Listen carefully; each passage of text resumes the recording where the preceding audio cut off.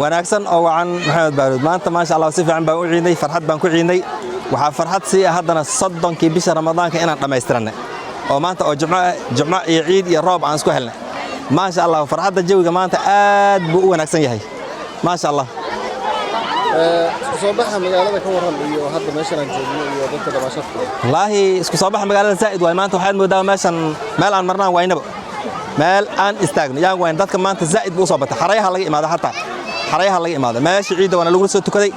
ilaa hadda dadka wali way tuurihiin way joogan waad arkaysaa hadda indhaha ku marqaati ah ma sha Allah ciidda koor fariimaha soo gudbino dhahay shacabka hawada ciidan hal meel lagu gudo koor fariintaas daniyaho fariinta waan maqlay oo waana arin aad u wanaagsan in hal meel lagu ciido yaad ku goobaabisay hasha meesha in lagu ciidana waxay keen lahayd midaynta bulshada inay midowday ku tusay laakiin inta la kala taagan yahay wax midooba ma jiro sidaas marka awgeed marka way jiraan masaajidda lagu kala ciido way jiraan laakiin inta badan maanta dadka way midaysnaan masaajidihii naga fogaa ma lagu tukaday laakiin musallaha ciidda maanta si fiican baa loo imaaday ma sha Allah ya salaamisa sheekh bula ما شاء الله دمان انت مقلكي مقالكي كرن سلامة مسلمين دمان مال عالم كدافيس ملك كل جوان سلامة ما شاء الله أدينا سلامة يا محمد بارود وانا أكثر وعن بارود واد سلامة هاي مركب كوادم سلامة يا مركب لبعضنا وحن لا هاي عيد وناسا كل عام أنتم بخير تقبل الله منا ومنكم صالح الأعمال إلهي سبحانه وتعالى نوع قلاضي بشهر رمضان إن النبض خصوصا كون عيدنا فرحات